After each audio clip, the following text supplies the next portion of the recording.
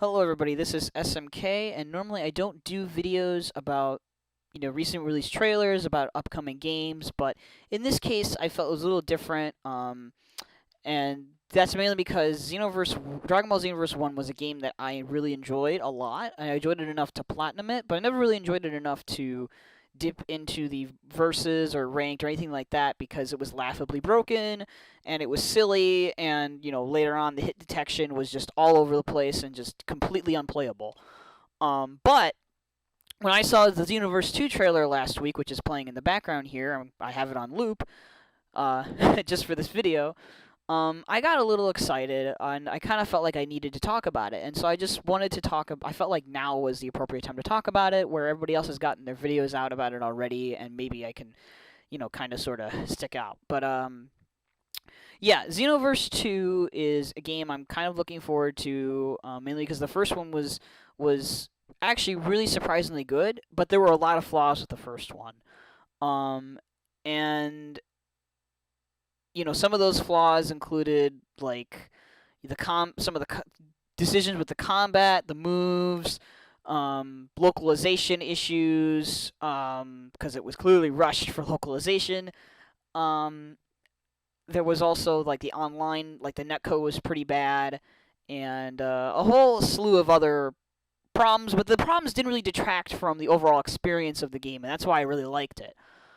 But going into Xenoverse 2 here, I'm expecting a lot of improvements, and I mean a lot. And it's kind of worrying that the release date is pegged for 2016 because most people anticipated 2017, including myself. I expected 2017 for this game, give the second game 2 years.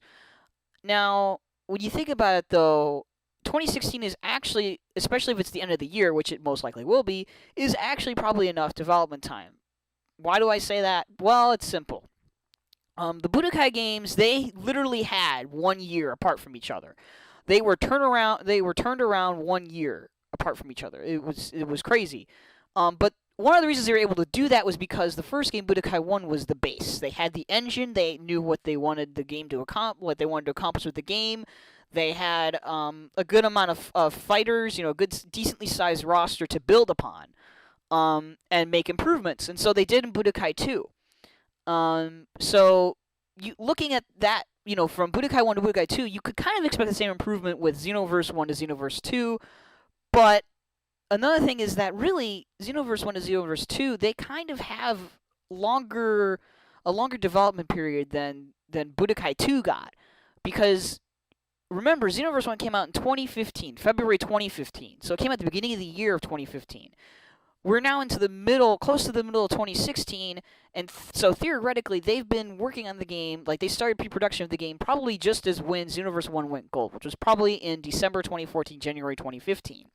And the DLC they did for that game was obviously well wrapped up before they even had the game released, because they had that season pass, and, all the DLC was just basically keys you downloaded to unlock the content, because they did compatibility patching, so everybody could play each other even without the DLC. So they probably had that all wrapped up. So they probably actually started Xenoverse 2, like real development on it, probably in February 2015.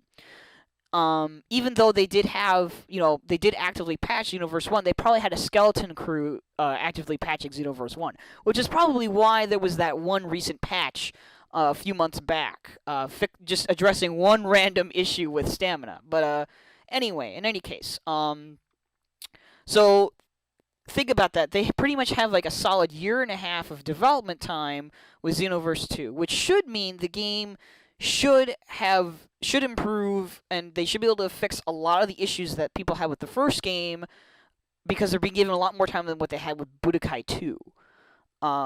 Back in the day. But the other thing you have to also think about is how, like, Budokai 2 was done on the PS2, so those kinds of games back then were easier to develop because it's not HD, and you're not dealing with huge file sizes, you're not dealing with really detailed models, etc., etc. But anyway, it's slightly worrying, but I don't think it'll be something that people should, constantly focus in on as a major issue that the game is coming out at the end of this year, or something like that. So that's one thing I wanted to go over, was that really the 2016 release date you can be wary about it, but I wouldn't worry about it too much because they definitely did it. They definitely have had it. They will have had at least a solid year and a half. Even if like the game goes gold in October, so it can release in November, they will still have had a year and a half to work on the game. So that's honestly that's really good. Kind of surprising that they would be able to have that much time at all, given how Namco or Bandai Namco is about wanting to get anime games out pretty quickly. So now we can. Now I'll just say like that. What I kind of want from the game, like based off the trailer, like one thing I definitely don't really like already is that there is a hub world again, and the reason is because in the first game the hub world was more of a it was kind of wasted space because you literally could accomplish most everything in that hub world. Um, excuse me, via a menu, okay, and so it's much harder to. I mean, it was just more of a waste of a time of the player's time to just go over to the shop to buy clothes and then have to walk from there to, say, if they had Dragon Balls, walk to the Dragon Ball shrine to get to summon Shenron, and then if they wanted to go and do a parallel quest, they'd have to slowly walk over to the parallel quest building from the Dragon Ball shrine. So it was really slow, and it really bogged down and wasted the player's time in getting into the actual meat of the game, which was playing, the parallel quests or the story mode or what have you. So that was kind of something I didn't really enjoy, like, after the first month of the game. Like, for the first couple weeks, it was fine. It was fine. It was a new experience. It was enjoyable, but after that point, it became cumbersome. And many players probably felt this way, too. It is nice of them to give the ability to the player to fly and maybe make those trips faster, but I don't think it's going to alleviate that cumbersome feeling because it's going to be a bigger hub world. So that means you're going to travel even further than you did in the first game to get to where you need to go. So it'd be nice if they'd offer a menu option instead for people who don't really care about seeing like other players as custom characters. And then another thing about the hub world, the reason why it even existed, is so you could create parties. And unfortunately, the party system in the first game was really botched, like really clumsy, really clunky, and I don't think many people even used it because of how clunky it was and cumbersome just to create a party. So I hope that's one thing they definitely fix. They need to iron that out because you couldn't keep a party together if you left, like, say, the hub world or whatever, or you couldn't invite your friend to the same hub world as you, so you could keep them together with you, so you can continue to do parallel quests with them, or versus matches. Because what would happen is you would have to continually re-invite them to the lobby. If you wanted to do a parallel quest and you completed one, the next one you have to set up another lobby and invite them again. That was really, really clunky and awful. So I hope they fix that too. To encourage and incentivize players to, add each other and play and stuff like that. So that's another thing. That the reason why the hub world existed. Now, there's some other things to talk about from this trailer that I noticed that I kind of wanted to comment on, and that is the fact that the graphics, again, that's something that a lot of people are talking about, and I just have to say that, what did you expect?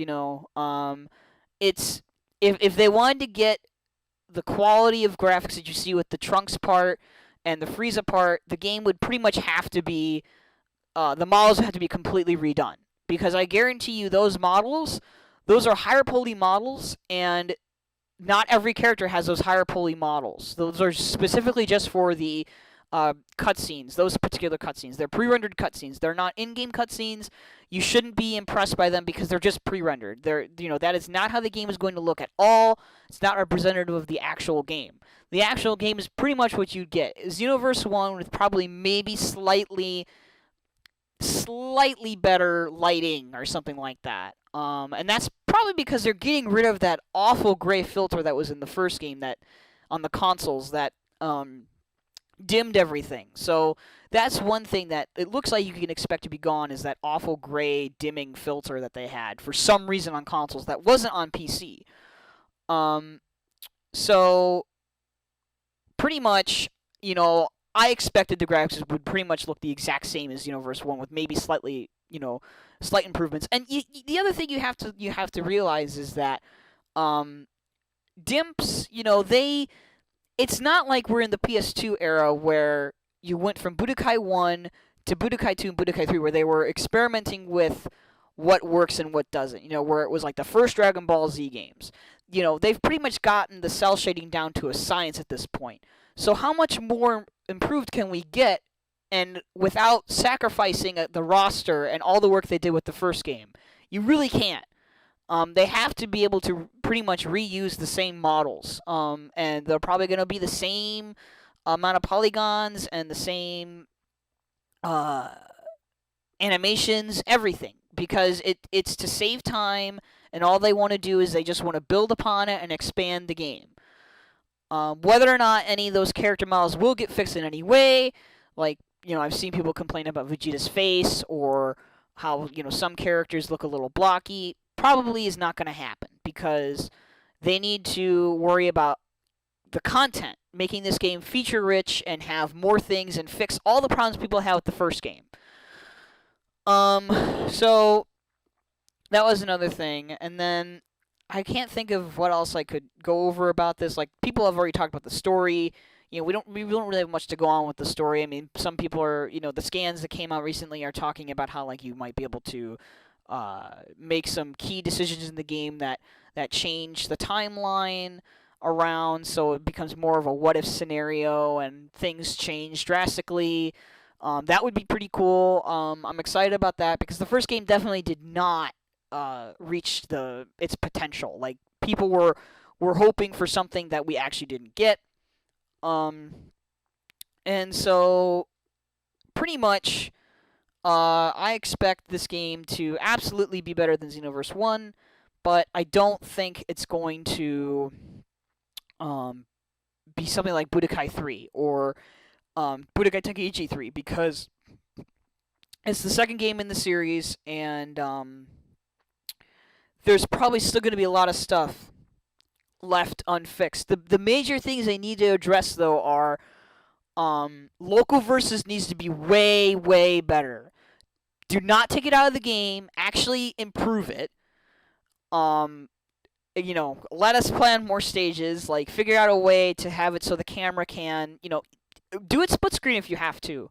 I don't care. The next thing after that would be netcode. The netcode needs to be 1,000 times better. Like, that netcode in the first game was atrocious. If you have games like Budokai Tenkaichi 3 on the Wii running better with what was basically abysmal netcode for that game, there's some serious problems, okay? Because Budokai Tenkaichi 3 ran way better. Like, at least you could hit the other guy in Budokai Tenkaichi 3 online, In Xenoverse 1, you could, like, people could just get out of your combos.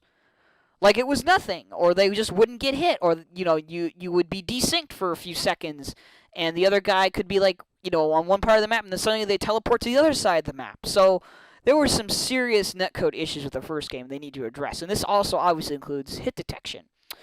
Then after that, they need to address allowing us to create our own lobbies that have our own rules. Basically, kind of like how Storm 4 has it, where you can turn off, elemental effects, and you can do some other settings with that game. They basically need to give us the same flexibility that any other online fighting game has with lobbies. Let us set rounds, let us, turn the timer off, let us set the time if we want time, make sure that the timer can be set, as long as, like, 15 minutes or 20 minutes, because let's face it, Dragon Ball games that are like these 3D arena style are going to take a lot longer than a typical fighting game.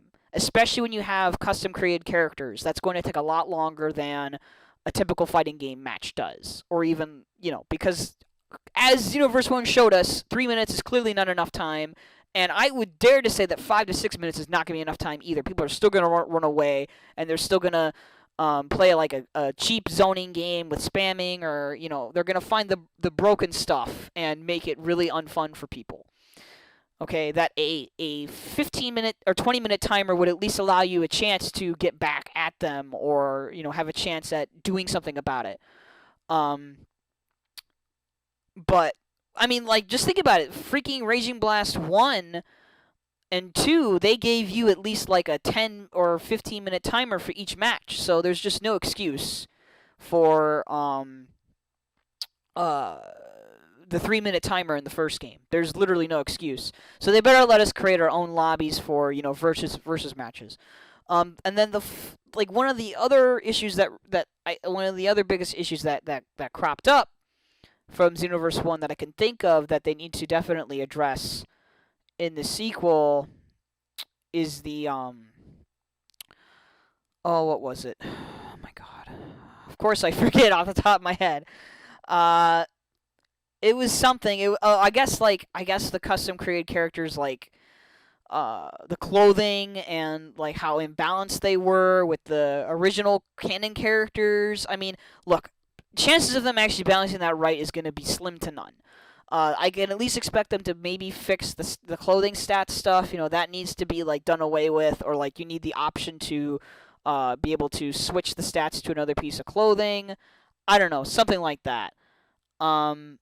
So we'll see what happens with that, and hopefully, I mean, those are just that's just a short list of some of the flaws the first game had. There's plenty more I can go into if I want to, but this video is already getting too long.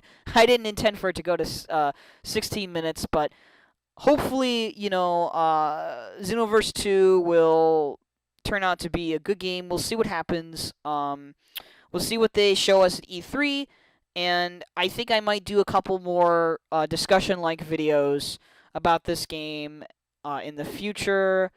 More about like what I want or expect, but they're more realistic expectations. They're not going to be like pie in the sky ideas like, oh, fusions, guys, let's let players fuse custom characters. No, that's never going to happen.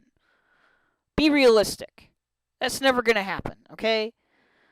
At best, what you would get out of that is just like you could create a fusion character for yourself, like a pre-made thing that had the fusion clothes, or something like that. But I mean, that's basically a custom created character anyway. So, something like that is pie in the sky. I would never expect that for the sequel or even the third game. So, that's pretty much it. So I hope you guys liked this video. Be sure to let me know by telling me in the comments, or giving this video a like. And I will see you guys next time, I believe. We'll see how this goes. Bye-bye.